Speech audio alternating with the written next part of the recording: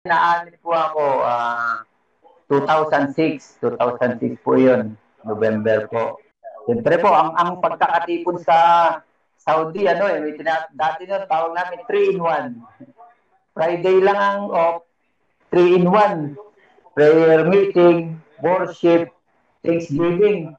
Ay talagang magmula, ala na, buong araw, hanggang puyatan na yun. Diretso na yun. Tapos, siyempre, gustong-gusto mo nang makauwi, pagod na pagod ka, ay adrads ka. Ay, hindi ka agad makakauwi. Talagang obligado ka na may nakatoka kang iahatid. Ganun yung buhay ng adrads. Kaya yun, naano po ako talaga yung hindi po ako yung kapatid na ano lang, yung daluuwi. Sabi nga nila, daluuwi. Di po, naranasan ko rin po magsakripisyo. Feeling mo talaga nasa totoo ka kasi ang sarap sa pakiramdam. Talagang blessed ka sa mga ganong sakripisyo. Ang dami mong points. Ito na naman, points na naman ako. Naging advance po ako sa Saudi. Tapos, nung nasa Pilipinas na po ako, officer pa rin po ako. Pero, sa atin naman po, hindi naman na yun eh. Parang pinagmamalaan natin yun eh. Ang ano sa atin, wala naman tayong kwenta eh. Ganun naman po tayo eh. Naikukwento ko lang po. May pagsali tayo dyan mga kapatid, diyang aliping walang kabuluhan. Diyan tayo na-exploit eh. Tungkol na po sa kung bakit po ako naalis, bakit po ako nagdesisyon na huminto na. Sabihin na i-exit ako eh. Nung una, basta hihito ako. Ganun yun natin, hito na ako. Eh, pares din naman yun. Exit din yun. Tama-tama nga po, ang una ko pong na-explore noon, sa pag-imbestig ako, basta meron akong narinig ko broccoli. Kasi talagang ako, buong-buo talaga yung pagsampalataya ko na wala nang iba talaga nasa totoo tayo. Sinaanib ako sa debate, yung mga debate ni Fratelli. Diyan ako na-hook. Yung sa katapangan ni Fratelli sa pagtatanggol. Kahit sinong lumabas na iba, pagtatanggol niya, walang ganun eh. Si Fratelli lang ganun, si Fratelli. Kung walang nakatalo sa kanya sa debate, talagang wala na nang makakapagpamali sa kanya. Pero doon ako na-hook. Kaya ako umalig sa aral.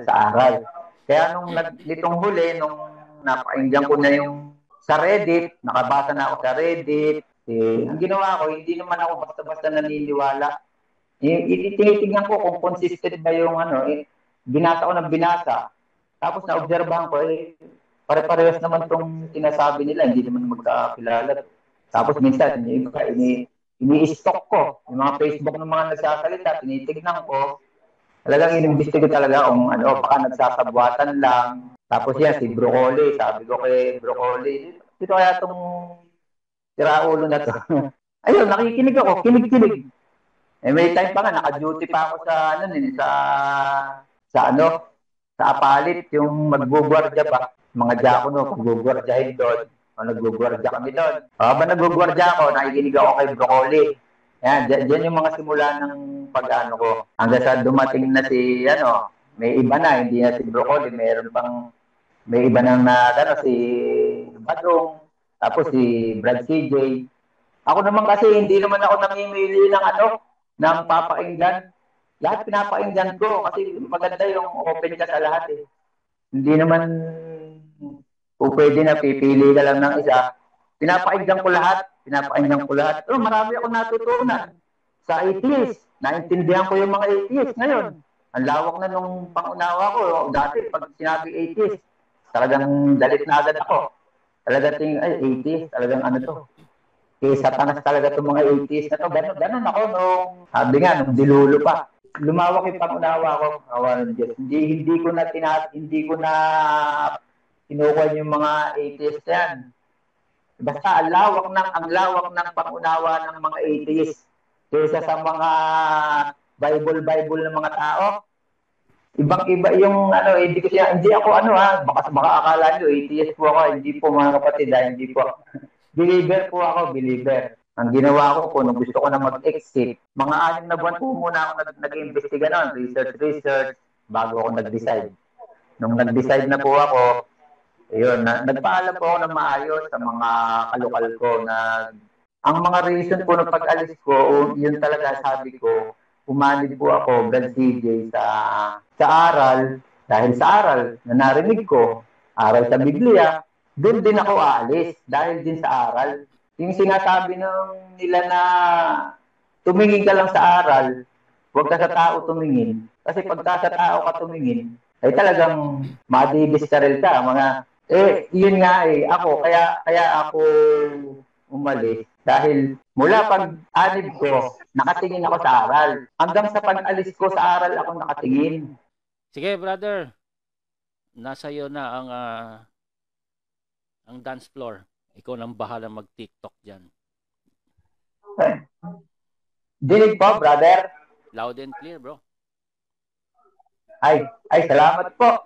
Magandang gabi po, mga kapatid, mga nakikinig po, magandang gabi po. Tsaka salamat po, Brad CJ, na nabigyan po ng pagkakataon.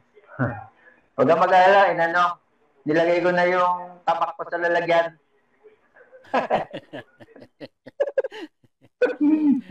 Di po, mga kapatid, ang ganda-ganda po talaga nung sinasabi ni Brad CJ, nung umpisa pa lang. Talagang ang simula lagi ni Brad CJ, pakikipagpayapaan po eh. Pag-ibig po talaga eh. Biruin niyo po, ang simula siya, awa agad po ang sinasabi ni Brad CJ. Hindi naman yung kasi minsan nagkaroon na rin po kasi ng parang impress. Magandang gabi po pala. Pasensya na po kayo mga kapatid. Medyo pagka nine-nervous po ako, medyo parang naglarambol-rambol. Bahala na po kayo umintindi mga kapatid. Yun po, yung tungkol nga po doon sa sinasabi ni Brad CJ na imbis na girahin natin yung mga panatiko na pangit yung kanilang mga pananalita kasi talagang ang tama po Brad CJ, awa po talagang dapat ang maging reaction po natin talaga awa. Pero siyempre, kung hindi naman tayo, sabi nga dating ni Bes, si Bes, meron tayong nakapag-react tayo bilang tao. Pero ando naman po yung aral na pagpipigil nga po, di po ba, mga kapatid, yung pagpipigil. Kaya salamat po talaga sa Diyos na kahit na medyo gusto na nating sumabog, napipigilan po ng aral pa rin ng Diyos. Kasi ako naman po, kaya po ako umalis. Hindi naman po banggitin ko na po yung kasi naanip po ako 2006 po yun, November po. Okay lang po ba, Brad CJ, video? I-kwento ko po. No, go ahead. Okay lang po. Yun po, related nga po sa mga tinalakay po ni Brad CJ ngayon, yung mga gusto ko rin po i-share. Yung mga gusto kong i-share, nasakto po sa mga topic po ni Brad CJ. Yung tulad po nung ako po'y bagong anib, po ako agad nadikit po ako agad sa mga manggagawa. Maraming manggagawa po agad yung naging kadikit ko kasi binata pa po ako noon. Tapos talagang gusto ko, ang tagal ko nang nakikinig, yung gusto kong umanib sa dating daan po noon 2006. Yun nga po, nasama nga po ako. Tapos, ang naging kadikit ko po agad yung mga manggagawa po. Kaya, bago pa lang po ako, po ako sa mga gawain na masyado kong agad naging aware po ako sa lahat ng mga gawain. Tapos, una po, napunta ako sa Artist Guild. Nakasama po ako sa Artist Guild. Ayan, puyatan po yan, Artist Guild. Ngayon po, nakikita nyo, payat po ako. Pero nung bagong anit po ako ng Artist Guild mukha akong bungo. Kasi po, puyatan po talaga noon sa Artist Guild. Alam po ng mga kapatid dyan na Artist Guild. Tapos na mga ano na naging naranasan ko rin po na na police officer sa local officer. Ano, tapos nung 2008 na abroad po ako sa Saudi. Yun, doon naman po sa Saudi, naging, yun po yung pinapakita niya ni Brad CJ, yung Adrans. Naging Adrans po ako doon. Yun, matindi po rin yung sakripisyo ng mga Adrans. Ano po ako doon, driver. Naging driver po ako doon 2 taon sa Saudi. Kaya yung sasakyan ko po, naiuwi ko. Kaya, ayun, nagagamit po sa pagkakatipon yung sasakyan. Ang experience po doon, pagka Adrans, yung, siyempre po, ang pagkakatipon sa Saudi, dati nun, tawag namin 3-in-1. Friday lang ang off, 3-in-1. Prayer meeting, worship, Thanksgiving. Ay talagang magmula, yung buong araw, hanggang puyatan na yun. Tapos, siyempre, gustong-gusto mo nang makauwi, pagod na pagod ka, ay Adrans ka. Ay, hindi ka agad makakauwi. Talagang obligado ka na may nakatoka kang iahatid. Ganun yung buhay ng Adrans. Kaya yun, naano po ako talaga yung hindi po ako yung kapatid na yung daluuwi. Sabi nga nila, daluuwi. Di po, naranasan ko rin po magsakripisyo. Nakikwento ko nga po nun sa group chat po namin yung tungkol doon.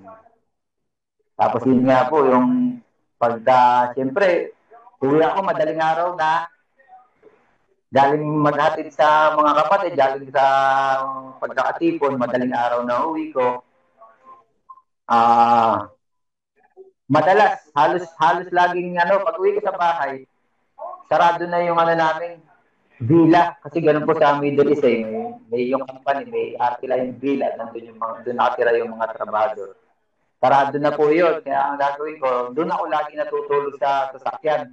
Hindi na ako nakakatulog sa kama ko madalas pagkakatipon, lagi sa sasakyan na lang po.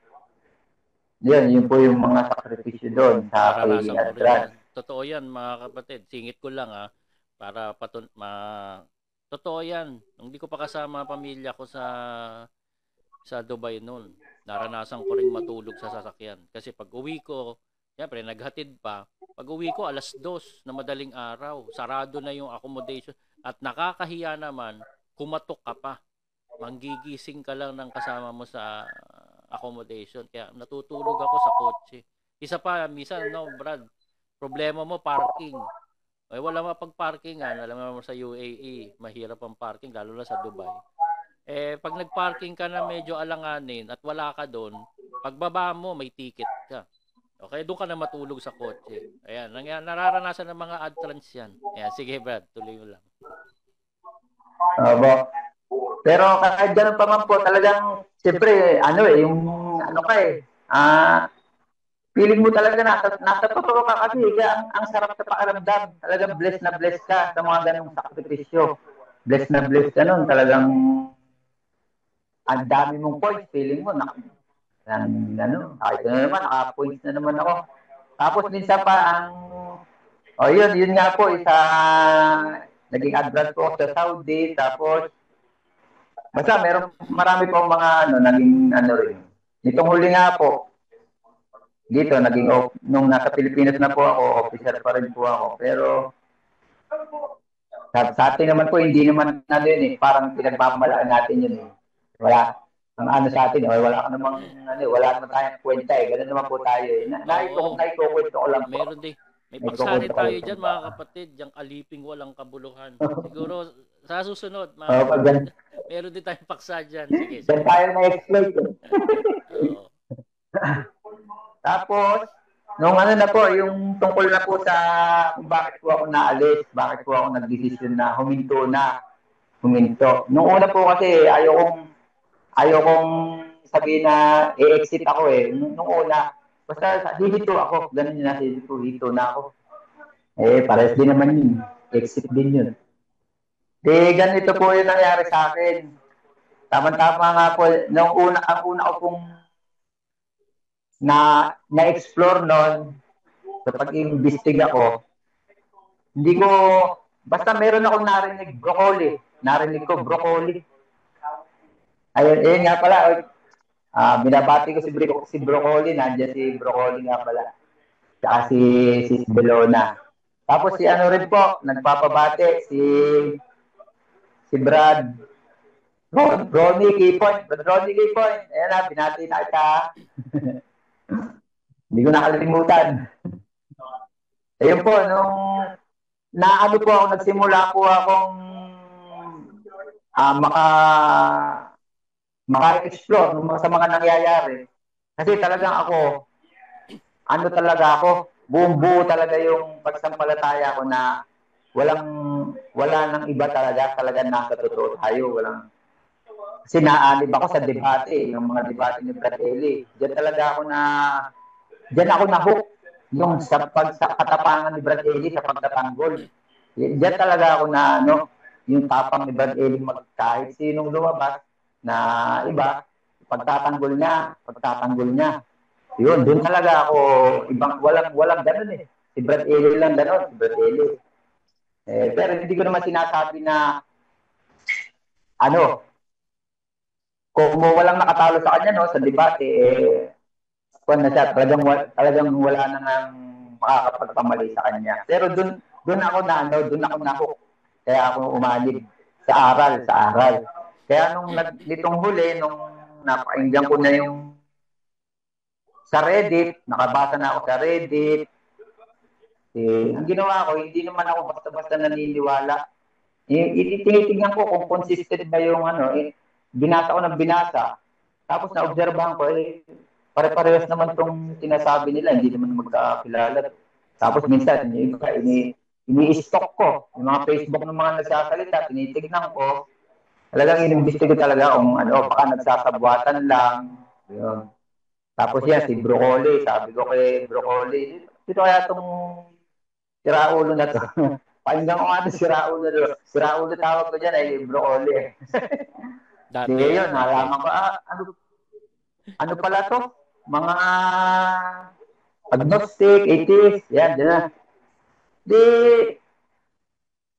Ayun, nakikinig ako, kinig-kinig. May time pa nga, naka-duty pa ako sa apalit, yung magbugwardya ba. Mga diakono, paggugwardyahin doon, nagbugwardya kami doon. Habang nagbugwardya ako, nakikinig ako kay Broccoli. Yan, dyan yung mga simula ng pag-ano ko. Tapos, hanggang sa dumating na may iba na, hindi na si Broccoli, may iba nang si Badong, tapos si Brad CJ. Ako naman kasi, hindi naman ako namimili ng papakinggan. Lahat pinapakinggan ko kasi maganda yung open ka sa lahat eh. Hindi naman pwede na pipili ka lang ng isa. Pinapakinggan ko lahat. Pero marami akong natutunan sa atheist. Naintindihan ko yung mga atheist ngayon. Ang lawak na nung pangunawa ko. Dati, pag sinabi atheist, talagang dalit na agad ako. Talagang atheist, talagang to. Kaya satanas talaga itong mga atheist na to. Ganon ako sabi nga, nung dilulo. Napakinggan ko sila Broccoli, mga agnostic na yan, mga atheist. Lumawak yung yung pangunawa ko, naintindihan ko sila sa mga nilalatag nilang tungkol sa, basta, lumawak yung pangunawa ko, awan ng Diyos. Hindi ko na kinukuha yung mga atheist yan. Basta ang lawak ng pangunawa ng mga atheist kaysa sa mga Bible ng mga tao. Ibang-iba yung hindi ako baka akala nyo atheist po ako, hindi po mga kapatid, hindi po. Believer po ako.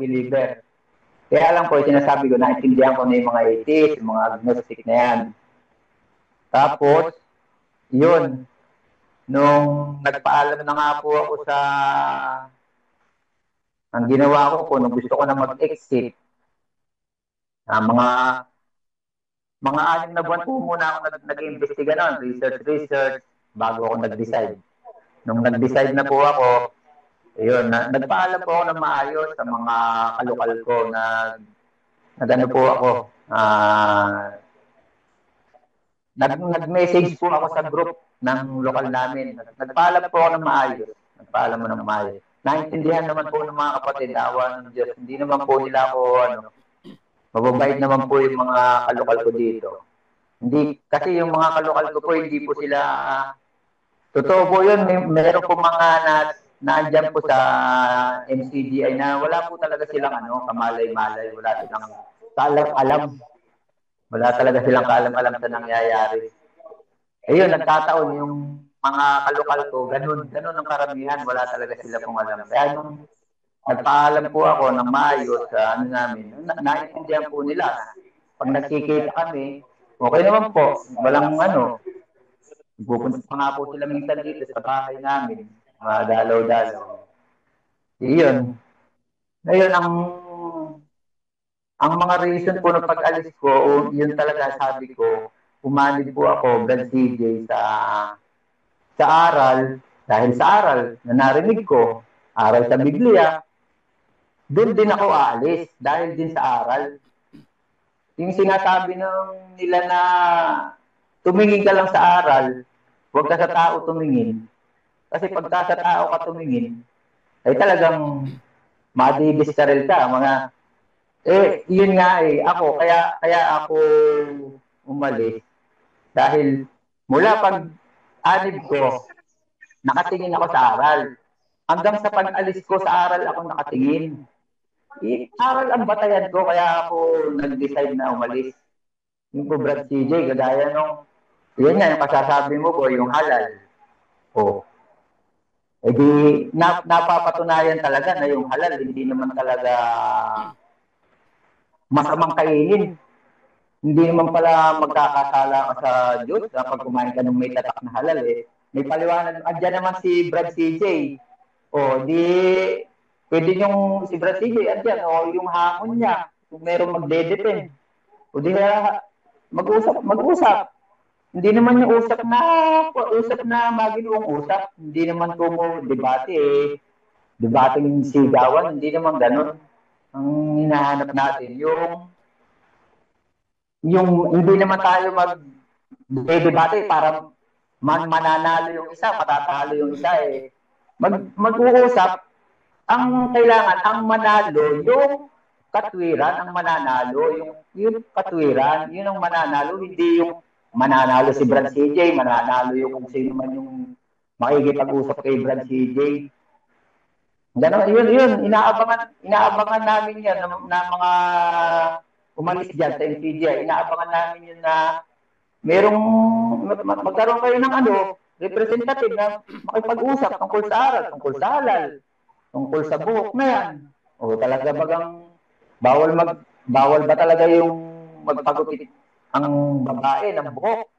Talagang napakalaking kasalanan ba nun? Sa consultation nga natin halimbawa, di buhok, masama magpagupit. Di ba sa consultation, minsan merong mga kaso na napapatawad ang kaso merong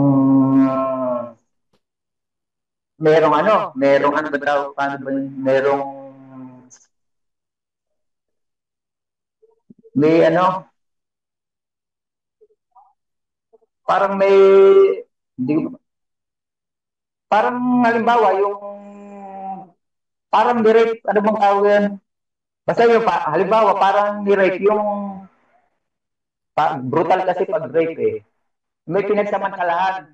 Di ba sa consultation may ganang kaso? Merong pinagsamantalahan kung minsan yung parang yung mag-anak pinagsamantalahan. Di ba nagsisisi, iimbestigahan, ano ba nangyari? Nagsisisi.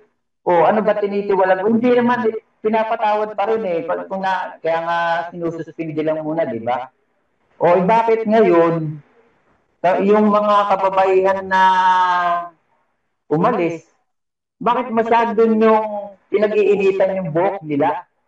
I-compare nyo nga doon sa kapatid na pinatawad dahil meron siyang hinalay, halimbawa, o napatawad siya, i-compare mo naman sa buhok na nagpagupit at masyado yung dinidemonize yung mga babaeng nagpapagupit ng buhok na wala namang, hindi niya naman kayang ilaban ng katwiranan yung doktrina na yan sa buhok.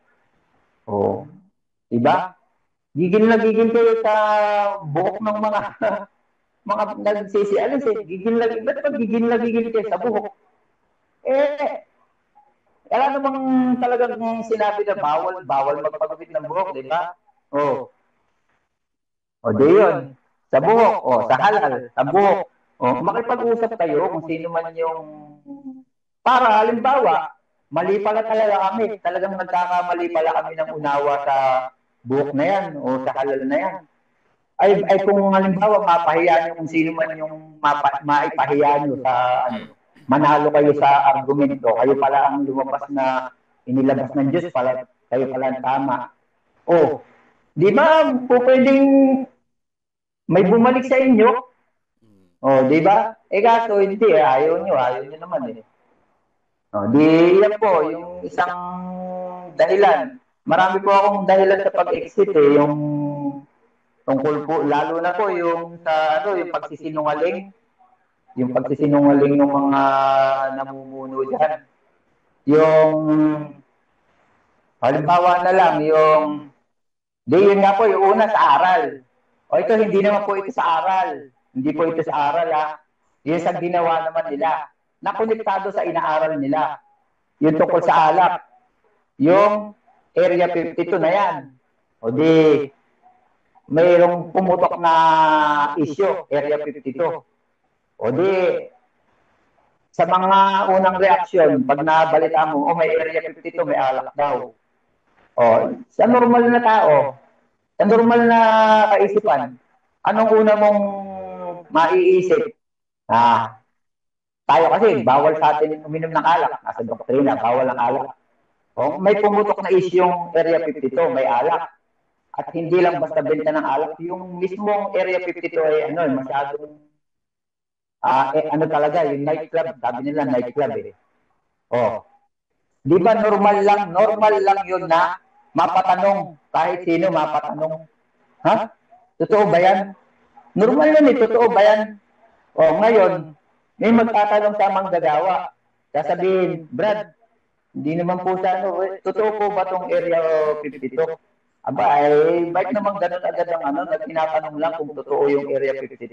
Bakit naman didikdikin nyo agad na kung bakit naniniwala ka ba sa mga yan? Nagdududa ka na ba sa nagdududa ka na ba kay kuya? Singit pa lang ako tungkol dyan. At lang kita. Para makahinga ka ng konti. Inom ka muna. Alam niya, ito mga kapatid. Noong ko pa gustong i-correct sa perspective natin to eh. Ganito yan mga kapatid. Pagka sinabihan kayo na nakakalimutan ko lang to eh, dati. Pag sinabihan kayong may labang ka na kay kuya. Tingnan nyo how they frame pagka ganun ng Alam nyo sagot doon? Yes. Exactly. May labang kami kay kuya. Pagka ba mayroong politician na corrupt, pag sinabi may laban ka, tatanggi mo? Hindi eh. Bakit? Sino ba si kuya? Tao lang yan. Kaya pag tinanong tayo, may laban tayo kay kuya, 101%. Hindi nga siya karapat-dapat sa pwesto niya. Correct? Kaya huwag kayong magigiltihan. Hindi naman sa ganun. Hindi. Kaya nga tayo nagising dahil sa kanyang ka-incompetence. Kaya tayo nagising. Marami sa atin nagising dahil sa kanyang ka-incompetence. Kaya kung may laban tayo kay kuya, yes. Dahil sablay yan, hari ng sablay. Period. May masama ba doon? Wala. Dahil nga kahit nga kapitbahay mo kung bad trip ka, may labang ka doon sa kapitbahay mo. Correct? Sino ba yung kuya nyo? Tao lang din yan. Ayan. Kaya tanggapin nyo, talaga may laban tayo kay kuya. Sablay yan. Kaya yung mga nandyan sa loob, kay mahiya. May laban ka. Opo, medyo may problema nga po tayo kay kuya. Ganun. Diretsuhin nyo. Real talk lang. Baka po pwede, kung gusto nyo talaga, baka po pwede ko siya makausap. Period. Ganun. Ay daan muna tayo sa KNP. O sige, sino bang KNP? Ganun. Harapin nyo. O, sigurado ako sa inyo mga kapatid. Urong ang bayag niya mga yan. Bahagang buntot sa inyo niyan. Diretsahin nyo. Real talk lang. Real talk nyo lang. Sige, bro. Go ahead. Oo nga po, opo. Tama nga po, Brad CJ. Talaga pagka tinanong ka, bakit may laban ka ba? Oo, may problema ako dahil sa mga nakikita ko. Yun. Tapos, yun nga po, di tuloy ko po sa Area 52, ano, di nightclub. Talagang bisyuhan talaga. Alak. Yun talaga dating, kitang-kita naman eh. Iyon, sa akin, ako, personal ko, ano sa akin yun eh. Yung, kasi ang involved doon, yung aral tungkol sa alak. Di po ba, no? Aral tungkol sa alak. Ngayon, kung, halimbawa, kasi baka kaya nila, baka lang po baka lang, baka kaya nila nagawa yun, na magtinda ng alak. Baka siguro, na ano nila na hindi naman pala talaga bawal totally na 100% bawal uminom. O siguro baka hindi ko naman sinasabi siguro lang to. Kasi nga nagtinda sila ng alak nagtinda. O halimbawa man hindi naman pala talaga bawal uminom ng alak biblically. O di sana kung hindi naman bawal pala uminom ng alak, sana pinalitan muna nila yung aral bago sila gumawa ng pagtitinda ng alak.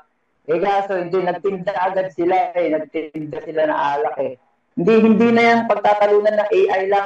Hindi na, talagang totoo yan. Sa maniwala kahit sa hindi, mga kapatid na nandyan. Iyon. O di sa akin, madali ko lang mapalagpas yun dahil dati akong ang hanap buhay namin dati, beer house. Mga kapatid, beer house, may beer house kami dati. Kaya madali ko lang mapalagpas yun yung ganon. Yung tsaka dati, ano rin ako yung mahilig din ako sa banda po kasi ako dati. Tumutugtog kami sa mga ganyan, sa mga resto bar, inuman, talagang ganyan, kalayawan talaga. Naranasan ko magbanda sa mga ganyan. Kaya ano lang sa akin yan, personal, madali ko lang mapalagpas yan. Kaya lang, ang hindi ko talaga matatanggap yung pagsisinungaling. Yung pagsisinungaling na nabuking na may repetito. Dapat, sana, wag na magsinungaling. Yung naalala niyo, si Kuya Pangaan, si KDR ang doon ko kay KDR na, yung term na pag nakagawa ka ng kasalanan, meron pa yung mitigating saka aggravating, yung tungkol doon. Nagawa mo na yung kasalanan, tapos nagsinungaling ka pa. Di aggravating yun. Yung kasalanan mong ginawa, hindi na iyon ang mabigat yung pagsisinungaling mo. At ang matindi pa nito, nakatatlong version yata ng pagsisinungaling Ilang version ba yung ginawang pagsisinungaling na yon? Una, AI yata. Yung isa naman, events play. Basta hindi lang isang version ng pagsisinungaling yung ginawa At ang matindi pa nito, nagsinungaling na nga, ang ginawa pa doon sa mga nagkaroon ng duda dahil natuklasan yan, sila nagsinungaling, sila gumawa ng pagtitinda ng alak, nagsinungaling, yung mga may duda, sila ngayon ang masama. Yun ang matindi doon patindi ang nangyari. Hindi na sana yung pagbenta ng alak, sana inamin, stop na. Hindi, nagsinungaling. Di grumabe. Ito ang pinaka-grabe. Yung mga nagdududa, siya pa ang papalabasin ng mga masasama ang isip nyo. Ganon. Yun ang matindi doon. Kaya sabi ko talagang hindi na talaga hindi mahirap na magpatuloy sa ganitong pag-aaral, mahirap na. Hindi ko isusubo yung kaluluwa ko dito. Naalala ko nga yung laging sinasabi ni Bes, yung sa introduction ng nung ang dating daan, sabi ni Bes, alam na alam ko ng mga yung matatagal na kapatid, yung sa relihiyon, ang pinag-uusapan na, kaluluwa.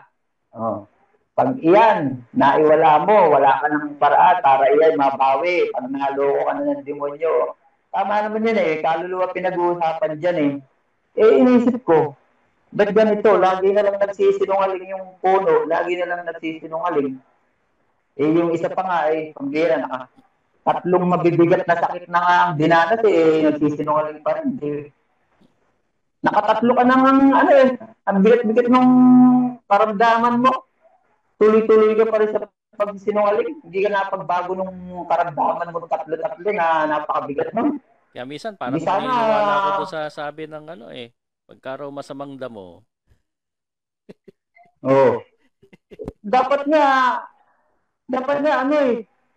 manindigan na siya nun Kung talagang totoo, baka paramdam na sa kanya ng Diyos yun manindigan ka na sa katotohanan. Huwag kang magpakasangkapan sa kasinungalingan.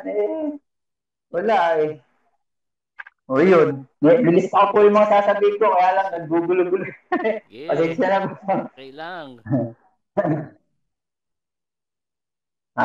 Medyo, maano po ba? Medyo, yung tono ko. Pasensya na po lang.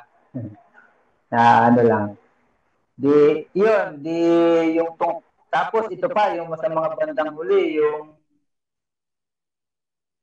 naobserbahan ko sa mga miyembro, hindi naman lahat yun. Yung pa po isang gusto ko ipanawagan sa mga nandyan po sa MCGI, saka sa mga kapwa umalis na rin. Sa mga kapwa na rin umalis, yung po bang nung iba, yung iba lang naman, hindi naman yung iba kasi, pag may nakitang hindi tama, halimbawa, may nakita silang ex-sitter na may ginawang mali, na nag-inom. Halimbawa, nag-inom. Ang agad na sasabihin ng mga nasa NCDI, mga lasinggero, mali yung lagi mong lalahatin, lagi na lang lalahatin. Nagkamali yung isa. Parang representative na siya ng lahat ng ex-sitter. Hindi ganon. O halimbawa ako, nagsasalita ako dito. Kung meron ako mga sinabing mga mali, ako lang yun. Hindi yung, tignan mo yung mga sinasabi nung kausap ni CJ, tignan nyo, mali-mali sinasabi. Kaya yung mga ex-sitter, mga talagang yan, wala sa katwiran. Ako lang yun nagkamali. Wag natin lalahatin, laging damay lahat, damay-damay lagi. Di ba yung may aral sa Biblia, yung kasalanan ng tatay, hindi naman kasalanan ng anak yun. Yung kasalanan ng anak, hindi naman kasalanan ng tatay. Ganun kasi yung isa yung MCGI, pag nakakakita sila ng maipipintas, maipupuntos, inaano nila para sa lahat. Hindi naman, wag naman ganun. At ganun din, sa sa mga umalis din, kaya ang ganda nga po nung sinabi nyo kanina, Brad CJ, yung imbis na makipaggirahan tayo, ng gerang wala sa hulog, dapat mas maramdaman nila yung naaawa tayo sa kanila. Sana ganun po. At sana sa pagsasalita ko, ito kaya po ako nagsasalita dahil nga po sa mga kapatid dyan sa NCDI. Kaya po nagsasalita yung ako, saka yung iba pa, dahil lang sa hindi dahil sa maingay lang kami. Gusto lang namin mag-ingay. Hindi po. Kasi itong pagsasalita ko na to, parang po ito mahirap pong desisyon to, itong ginawa ko na to, mahirap na desisyon. Dahil kung mananahimik na lang ako, okay. Ngayon, nagsalita na ako. May consequences to. May consequences tong ginawa ko na to. Pero ang intention ko naman, kaya ako nagsalita, hindi naman para makipagbangayan, yung kumbaga makipag-away, gumawa ng maraming kaaway. Hindi ganun po yung intention ko. Gusto ko lang po talaga manawagan sa mga kapatid pa dyan sa loob, nananawagan po sa inyo na sana kung paano po tayo dati na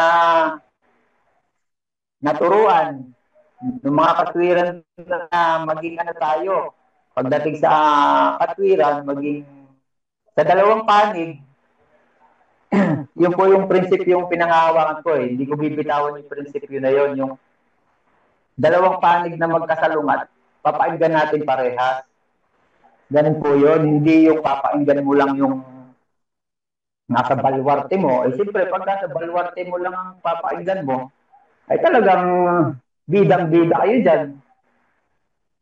Eh kanina nga po may nakita ko, Brad CJ, yung sa ano ba, yung sa justice, yung dalawang, di ba sa ano, sa justice, sa hukuman, may gano'n, may dalawang basket, para ano ba tawag doon?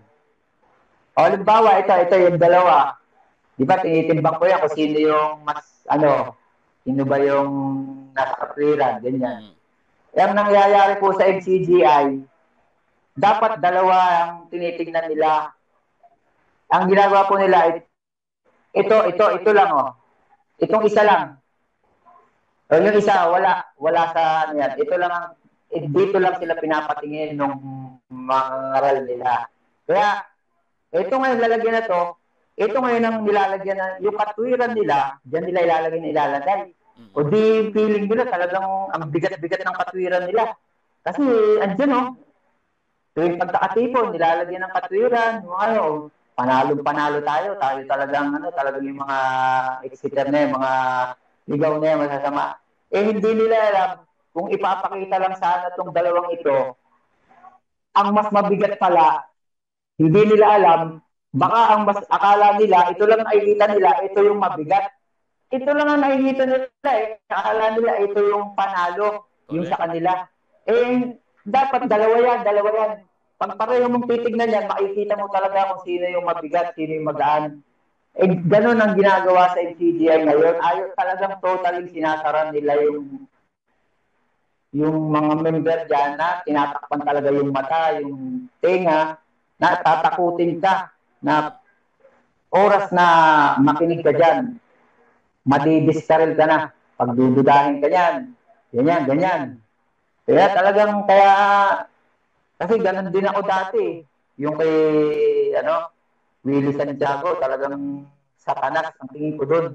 O, yung ginagawa, naiintindihan po talaga natin sila sa kanilang mga pangatwiran na yan, kasi galing din po tayo dyan, di ba? Yung kung gaano kahaba, yung sungay na tingin ko kay Willie Santiago, ay tayong lahat.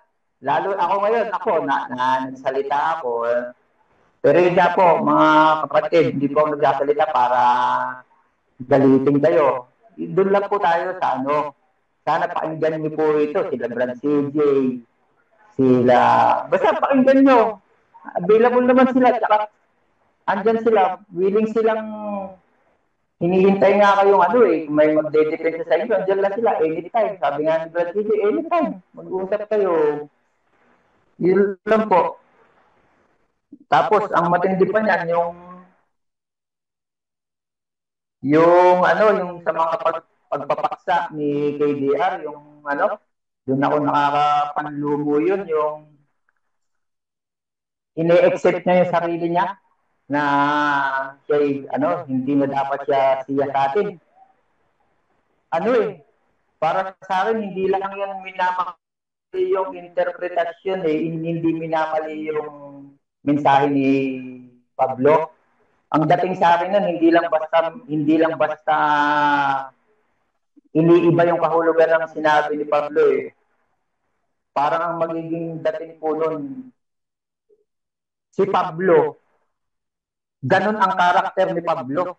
Ganun si Pablo, ini-exempt niya yung sarili niya. Hindi lang basta minamali yung sinabi ni Pablo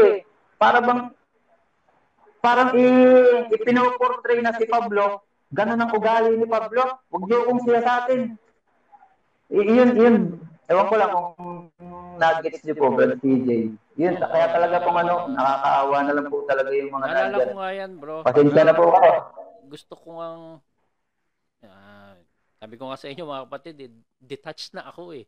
Hindi ko maalala pero naalala ko yung sinasabi mo. Gusto ko nga minsan ibanggitin yan, sagutin yan. Kaso lumipas na eh. Tsaka nakita ko naman marami na mga binanat. Kahit nga si Paring Onat, alam ko parang binanatan na rin ata niya yun eh. Kaya sabi ko, okay na to. Ano po? Tsaka alam na rin natin yan. Kita na natin yan mga kapatid. Sige Brad. Go. Opo.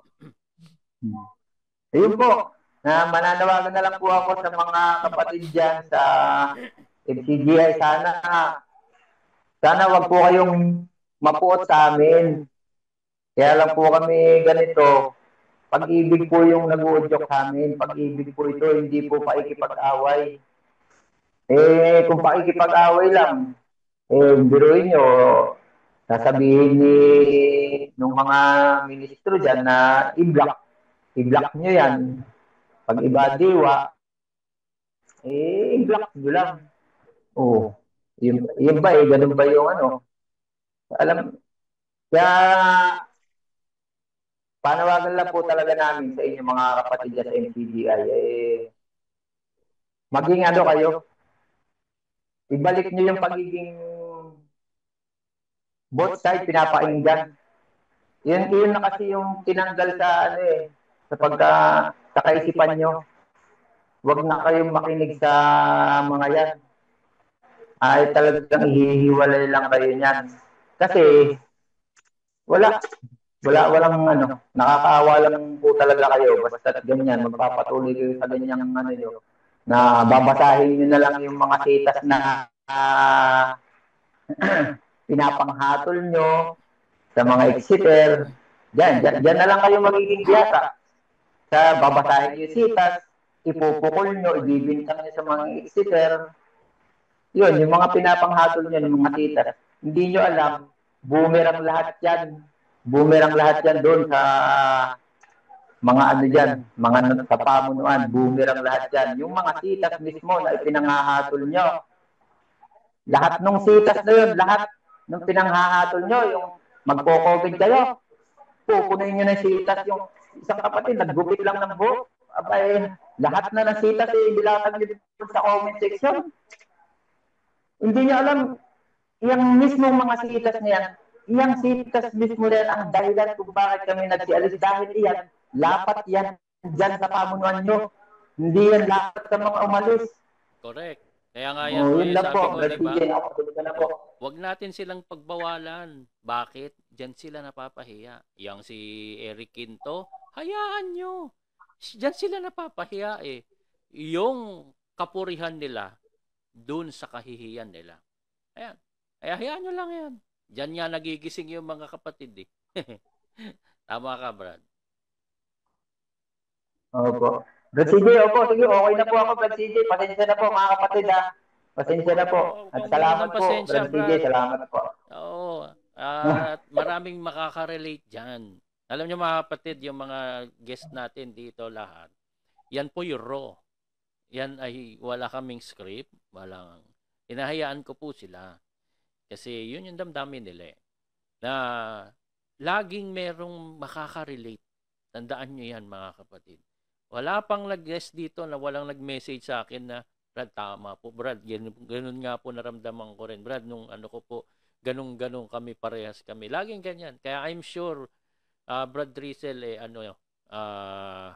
meron din, marami rin. Yan, nakita ko nga si Belono, we feel you, bro. Ganyan din nararamdaman namin.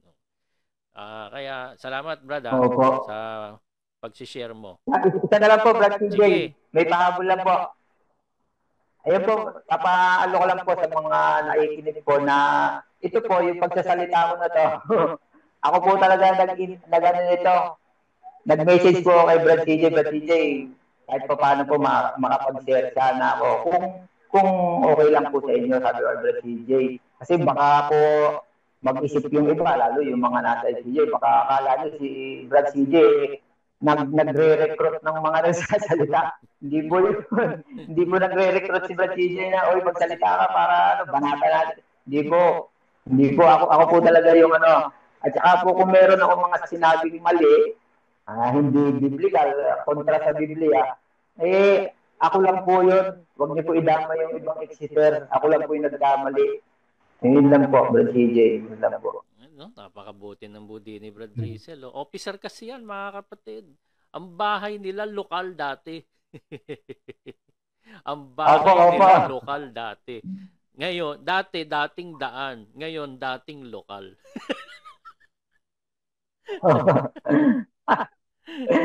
Ano, tapos yan ang sasabihin yung masama tao.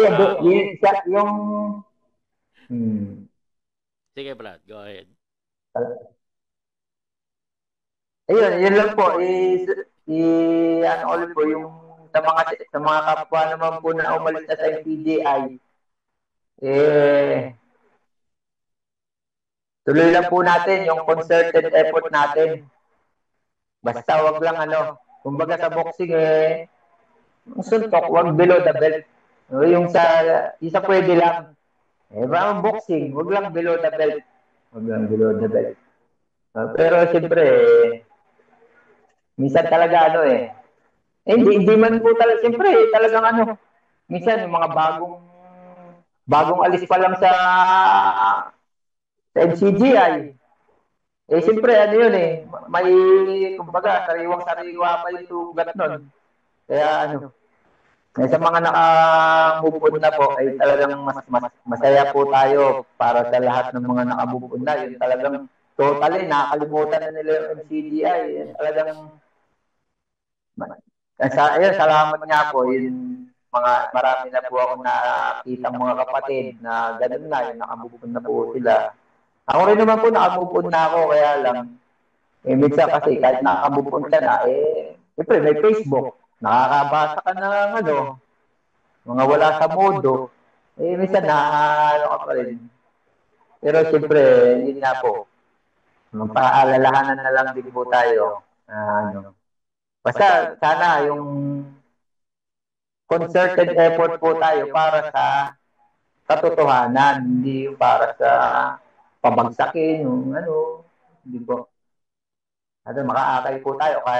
Kagaya po niyan, ang dami ko na naman sinasabi. Tama na po, Brad CJ. Okay na po. Okay na po. Tawag kasi dyan, Brad, overwhelming ang inyong damdamin. Ayan. Pero alam mo, Brad, alam ko yung mga kapatid na dating masikhay tumulong, may nagpintig sa tenga nila nung nagsasalita ka. Alam mo kung ano yan? Kasi ako nagpintig yung tenga ko Yung sabi mong concerted effort. Tulungan dyan Inulit mo pa, dinalawang beses mo pa. Sabi ko, pati yung mga ibang kapatid dito medyo kinilabutan nun. Kasi ginagamit ng mga workers at officers yan. Mga kapatid, concerted effort po tayo. Kaya natin to, mga kapatid. Officer po Talagang dala-dala mo pa, Brad, ha? Oo nga, may hangover pa. Hangover pa. Ayan. Sige, Brad, salamat Salamat sa pag-share mo. Tapos ito nga po, naisip ko pa minsan, Brad CJ, yung tungkol talaga sa alak na yan, duda ako dyan Walang malinaw na dyan Sige, basta tungkol sa alak. Nabanggit na natin ngayon. Pero meron din tayo dyan Siguro pagsama-samahin na lang natin. Paiikliin ko nga para pagsama-samahin natin yung mga yan. Para mabilis-bilis na. Kasi po Brad, inisip ko, kung hindi naman talaga bawal biblically yung alak. Abay, magtitinda ulit ako ng alak. Bago yung alak nakita ko yung mga comment nila below na. Natawa si Bilona. Si Brad Edmond, yung worker din yan alam niya si O5 yun. Concerted effort. Sa Middle East ka rin kasi. Alam natin yan Ayun. Pero yun nga, eto. Bigyan ko na kayo ng hint. Diba? Tanong ko nga kanina. Sabi ko, gusto ko ng tanong kay Best dati pa yung tato. Napaksa na natin yung tato. Tapos na tayo dyan na wala namang problema doon sa tato Magpatuturo ka, hindi. Hindi doon tumitingin. Kung ang pag-uusap ay kaligtasan. Marami kasi mga sumasagot, medical, masama yan, etc. etc. Hindi naman yun yung topic eh. Ang topic natin, sa kaligtasan. Doon lang tayo mag-focus. Masama ba yun? Bawal ba yun? Hindi binawal ni Kristo yun. Dahil si Kristo tumitingin sa puso. Hindi siya tumitingin sa physical. At yun nga, sinabi ko na kanina, uulitin ko lang uli doon sa mga huli pumasok. Ang templo, yung katawang espiritual, yung pagkataong loob, hindi itong katawan ang templo dahil pag namatay, nabubulok ito. Hindi ito inililigtas. Tapos, pag naanib, may tato, brad, iba naman ang consideration sa kanila. Di sablay yung bawal limbagan itong katawan. Kasi ito ay templo. Hindi ito yon. Sablay na yon. Sablay. Hindi na maliligtas yung tao. Sablay yung aral. Hindi ganoon. Kasi ang katawang tinutukoy pagkataong loob. Hindi itong physical na katawan. Ayan. Ngayon, ba't ko binanggit? Binanggit. Mahirap si Brad Rizal pala kasama. Namamanis ng susunod nating alak. Okay, ito na. Hindi ko sasabihin yung side ko. Ano na natin? Bigyan ko kayo clue. Diba gusto kong itanong nga yung tato dahil nga si Bener may tato. Bigyan ko na rin kayo ng clue. Bakit may Area 52? I rest my case.